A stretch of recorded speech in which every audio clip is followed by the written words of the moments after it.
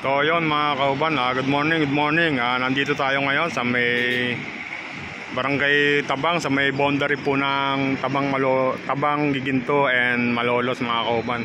Kung makikita nyo po yung Jollibee na yan mga kauban, maapektuhan yan pag ito giniba. Siyempre yung mga debris nyan pwedeng magkalaglag kung ito'y matutuluyang gibain.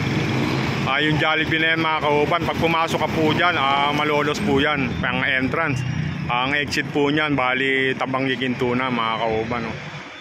Kaya dito makakita mga kauban yung mga nagdidiskleta. Nakakita ko kanina, mga nagpipicture dito sa may arko ng Malolos. Ito, bali mawawala na po ito.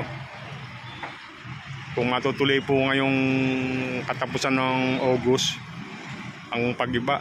Pero wala pa ako nakakitang mga equipment dito para gibayin to.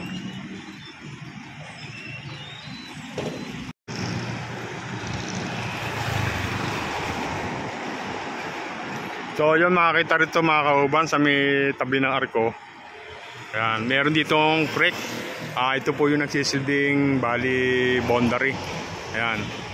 Ayan, nakita nyo po yung Jollibee na yan. Ayan po yung entrance, nasa Malolos ka. Pagka lumabas ka po dyan, labas yun doon sa kabila. Giginto na po yan.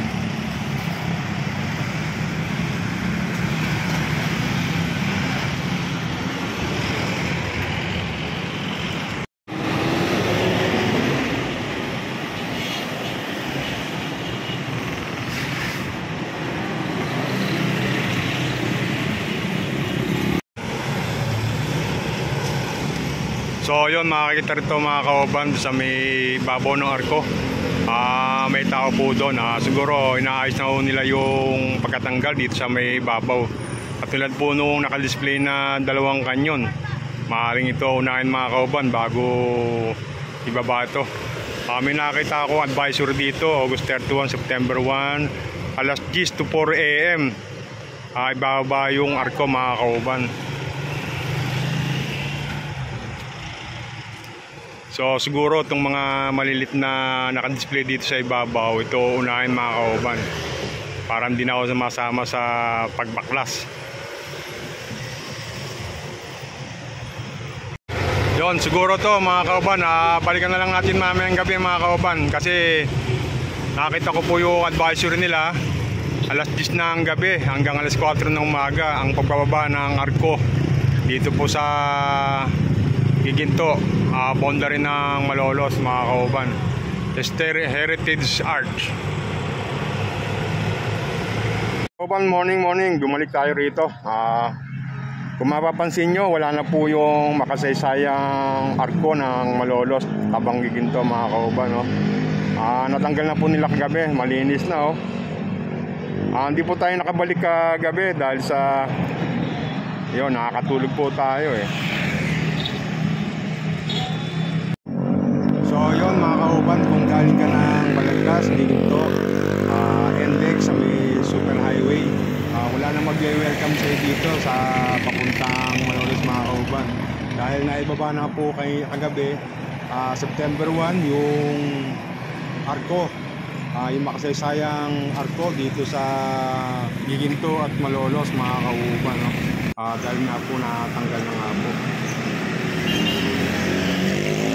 So yun mga kauban, bali yung pinaka-arko nilagay po rito sa may tabi ng Jollibee, sa may karsada.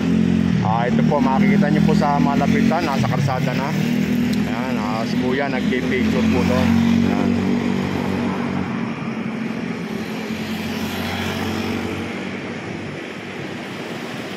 Nakuha po nila ng buo mga kauban, natanggal nila ng buo. Malapitan mga kauban, ito po yung ibabaw ng arko. Yan. Ito po yung tinanggal kagabi.